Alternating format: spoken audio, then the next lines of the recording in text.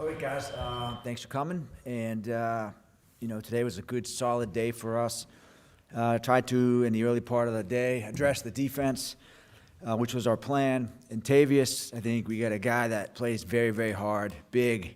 You guys, when you see him, 6'6", 260, 50, 60 pounds. Runs well, very, very physical, long reach. From a comparison standpoint, probably more like a guy like Zadarius Smith, that type of a player. Can kick inside, can play outside, physical. Caillou Blue Kelly is a player that we've scouted for 2 years. David has scouted him at length as well. Corey Frazier upstairs, our West Coast scout. A very, very polished, efficient mover. Good eyes, physical, has good size, can play zone, can play man. A very experienced player, durable guy. And then Salah, I'm not going to try to pronounce his name. He's a guy that, again, we've scouted for 2 years. We looked at him last year. We thought there was a chance he was coming out last year. A very, very large offensive lineman. Has played some left guard. Has played some right guard. Primarily has been a right tackle. Very, very good athlete for his size. Can pull, can play on his feet. We look at him as a real strong developmental guy, a lot of upside potential. He's young, and he fits us very, very well. And, in most cases, we're going to try to draft an offensive lineman every year if we can. We just think it's good. And you'd like to have that pipeline of guys every single year, the younger players. And Joe D does an amazing job developing offensive linemen for us. So very happy where we are right now. And, over the next couple of hours, we will continue to build the team. Questions?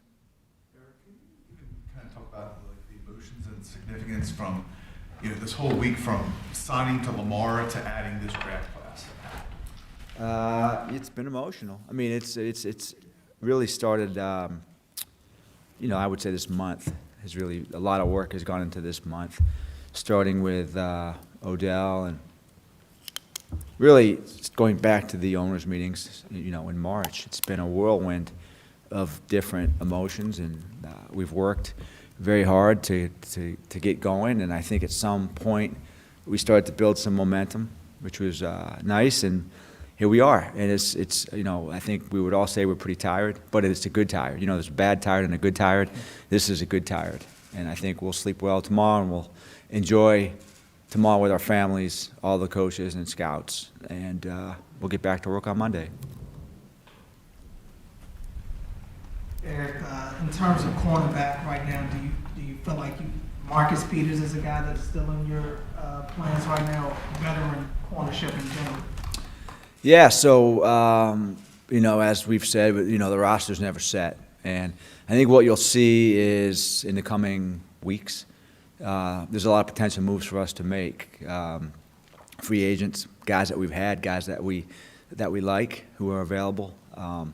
The other point, I think, which is a fair point to make as well, is we drafted 2 young corners last year, and both guys kind of wrestled with injuries this past year. Armour Davis and Williams both, and we feel the same way. If those guys were in this year's draft, we probably would have drafted them in the same spot, and they're good young players. And so, but that being said, would we like to potentially add a veteran corner? Yeah, sure we would. It's an important position. And what we've seen is that, you can never have enough good corners, to start the season and throughout the season. That's a fast way to get beat, is to not have enough corners on the field. Eric, the fact that you did end up only making 5 picks, was that a statement about not seeing maybe as many total draftable players as we've seen in some past years, or is it not that simple? Was it more a function of how opportunities played out? Well, we only had 5 picks, so we can only make 5 picks, right? So we could have, and to be honest with you, I have to look at that because we didn't get as many calls this year, and I think when you have a lot of picks, people call you because they know you have a lot of picks. And so the way that trades work is it's basically combinations, right? It's just simple math. If you have a lot of picks, teams can look at you and say, we can do a trade with Baltimore because we can figure out the combination of points. When you don't have a lot of picks, it's tougher. So we didn't have a second-round pick. We didn't have a seventh-round pick. sometimes we have multiple picks in a round, and so a team that may be lacking in picks can call us, and the math works. We didn't get a lot of calls. I'm not really sure why. Did we have some opportunities? We did. We didn't like the math, you know.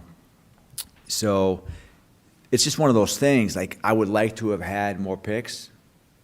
Still might, you know. We're going to go upstairs. The 7th round is just starting. So this might be an unusual year. Who knows? But the fact is, we just didn't get a lot of calls. And but, you know, in looking at the team, we really do. In most cases, we look at the roster, and we like the way it looks. We don't see a lot of, you know, big, glaring holes. And we have solutions as well still out there in free agency potentially. So if you're not going to have a lot of picks, this is probably the year to not have picks. We were able to fortify. We brought some guys back that played for us last year that we were excited to bring back, guys like Justice Hill as an example of one guy, and there were a lot of other guys that we brought back. So as we looked at the roster, we didn't see the big holes on the roster that we felt compelled to fill. Dave, what made an impression on you about Blue Kelly when you first started scouting? Well, my first exposure to him outside of practice was I attended a live game in 21. It was at USC, early season game, and they had Drake London. And he impressed me because he basically went toe-to-toe with a future top 10 pick and did more than hold his own. Got his hands on 2 or 3 PBUs, had a pick 6 later in the game to kind of ice it. So that was kind of a statement game, and it stood out as far as like an exposure where a guy was able to really step out there and make a lasting impression on me. So throughout that process, that's your basis, you know, that's your baseline from, you're like, man, well, if he's doing that, he's going to be able to do it in the league. And, you know, I actually thought that if he had came out last year, he would have easily been a day 2 pick, in my opinion. But I'm happy to get him in the 5th round right now. I think he's going to be a great Raven, great fit, one of those high floor prospects going to come in. Dad played in the league, he's been around ball, Stanford kid, smart, tough, competitive, can play man his own, has good ball skills. He's going to come in and do the right things. He loves ball. So to get a guy like that at this stage in the draft, we consider that a value pick.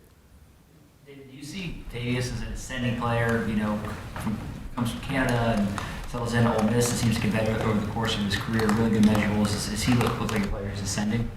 Well, I'll let Joe answer that. I think Joe kind of has a better feel for Tavius than I do. But to answer your question, yes.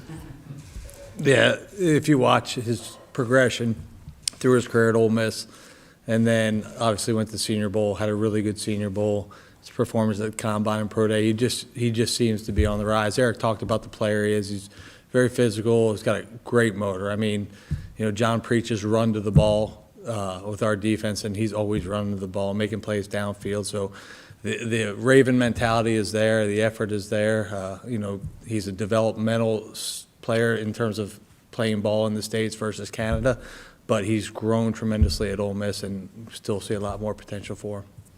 Joe, when you put on the tape of Mubay Lalu's, what do you like about him, and do you envision him more as a guard or tackle at the professional level? Well, I think when you watch him play at Oregon, he played both positions. Some games he'd flip in during series into guard. He was primarily a right tackle for them. I think he can play both.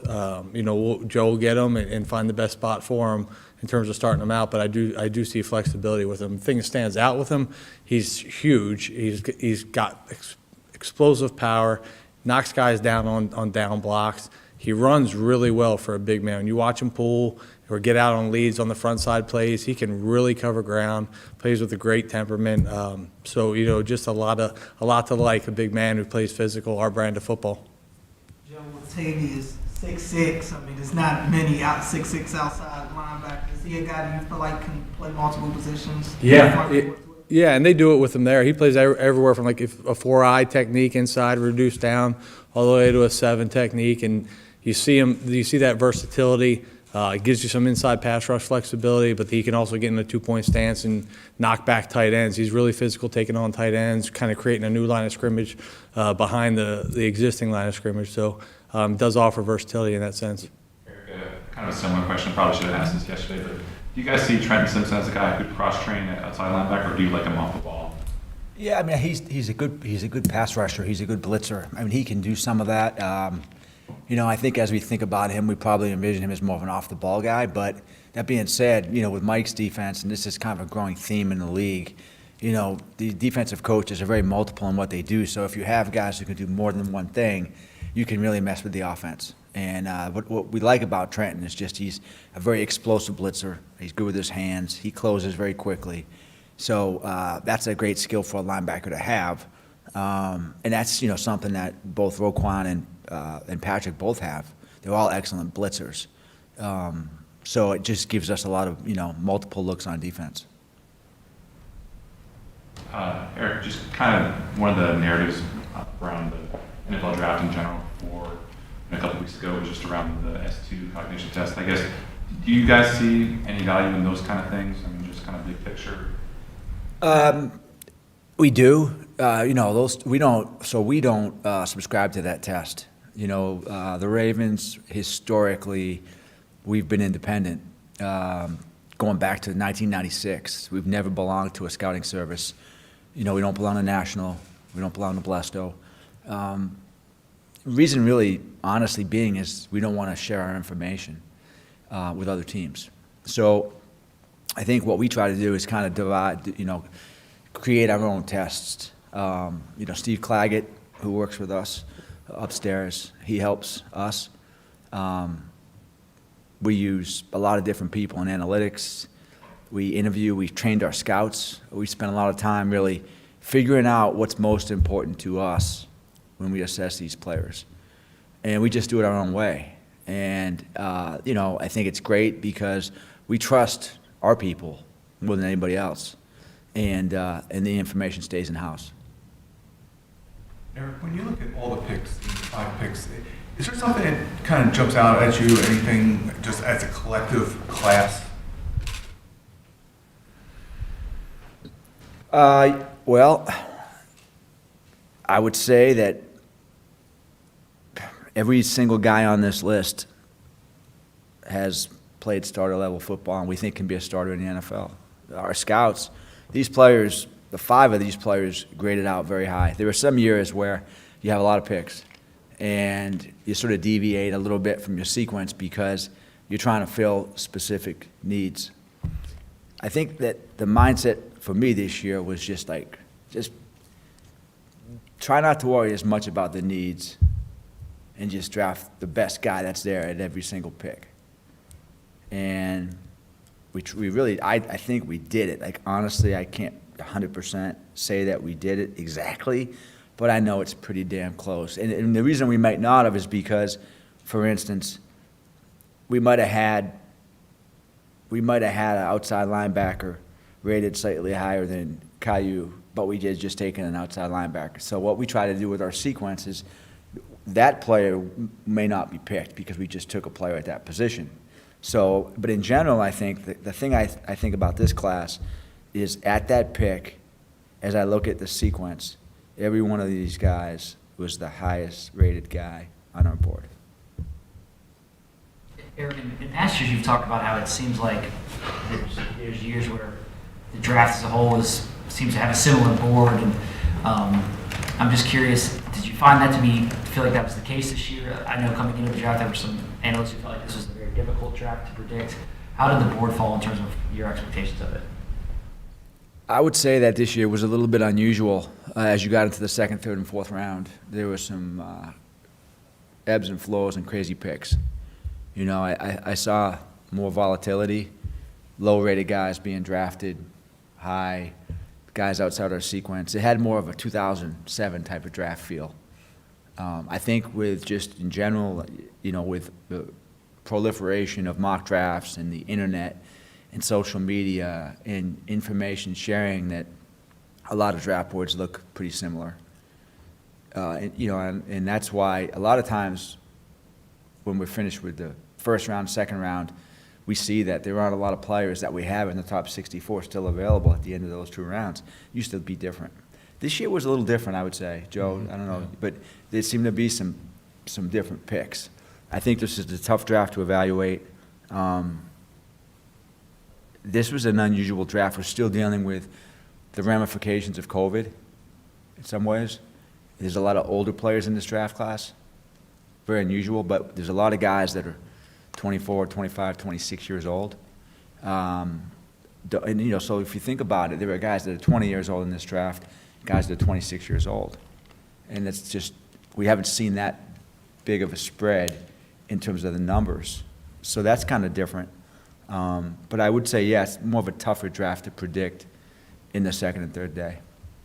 Eric, with NIL maybe taking away some, undrafted guys who might be there, do you still see as big a potential to add, down the line contributors than in previous years, or has that kind of changed the landscape? That's a great question, Jonas. I don't know how that's going to affect undrafted free agency. I will say this, that I have a lot of faith in Mark Acevedo, who's upstairs. He kind of organizes this thing for us. And Joe and David and the coaches and the scouts, they'll be cranking. When the time comes, they haven't started yet, but when the time comes, they will be cranking. They'll be hitting the phones. We've done a lot of prep work. We started recruiting guys weeks ago. And we'll be in a great place, and we'll get a good class of guys. It's going to be fierce competition to make the team. It's going to be hard. It's not like, back in like 1998, 1999, when 4 or 5 undrafted guys would make it every year. I mean, Jameson, you're the elder statesman. You remember those days, the historian, remember those days when those guys, we had a lot of those guys make it. And now it's like maybe 1 guy or 2 guys a year, I think. So it is challenging, but we take a lot of pride in it, Jonas. I think, we think we do it better than anybody else. I think probably other teams think that too. But we take a lot of pride in the way that we do it. Mark is highly organized in what he does, and our scouts and the coaches do an amazing job. And I do think we have an advantage this year because we've got some college coaches that we brought in. And with that is the recruiting aspect of the job, which is a big advantage. Eric, going into the draft, a lot of analysts said, Eric likes to trade so much, there's no way that he would just stick and make the 5 picks. The Ravens love drafting so many players. There's no way it's just a 5-player class. How did it feel to you to just stay and pick 5? Yeah, we just zagged. We didn't want to zig this year, I guess. We always trade, and we didn't trade this year, and I would expect people would think that we would trade this year. But we like the players, we like the roster, and as I said, the phones didn't ring. I mean, honestly, we have new phones, as you know, Brian. We've got new phones, right? And they weren't ringing, and I'm like, are these damn things working? Because they weren't the old phones that we're used to using in the draft room. They brought these new, internet things digital in, right? phones. Digital phones, Yeah. and I'm like, are they really working, Joe? Honestly, and we're calling them, they're ringing. Well, the only people calling are us. It was just, We would literally call them strangest occasionally. dynamic. But it's one of those years, But I will say this, what was good about this year was that, in most cases, the player that we wanted, or a player that we wanted, was there when we could pick. Some years, that's not the case. It's a helpless feeling. So it was okay that the phones didn't ring quite as much. Do 2 more guys. David, we didn't get a chance when Zay Flowers was drafted, but what kind of stood out to you about him and kind of the whole scouting process? I mean, everything. He's just a fun evaluation. He's electric. You can't help but keep your eyes off of him when you're watching the tape, and it's even better in person, as Joe and I saw in Vegas at the East-West game. Explosive, fast, sudden, dangerous. He can hurt you on all 3 levels. He can get deep. He's great after the catch. He's a tough tackle. He's physical. He can play through contact. He can make more contested catches than most guys his size can make. He's very productive, and he doesn't shy away from the moment. And again, I think when you're 5'9", 180-something pounds, coming from a shorter guy. You have to be wired a certain way to dominate, especially in the National Football League. You can't be meek, and he has that mentality. He's got that Raven mentality that we desire, and it shows on the field, and it's infectious. And you want that guy on your team, and we're extremely lucky to have him here, and we look forward to seeing him play on Sundays.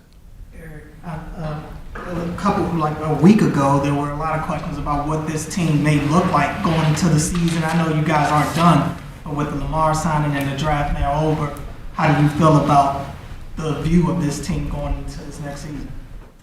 I think we all feel pretty good, but we also understand and realize we have more work to do. So, we've got 4 or 5 months and whatever it is. And I remember last year being on the beach with my dad when we signed Justin Houston in July. So there's going to be opportunities along the way to sign players, and we'll do that if we can. If we have the opportunity, we have the resources to do it, and it exists, the potential, we'll do it. So the roster is going to look different than it does now. Hopefully, better, but it is going to look different.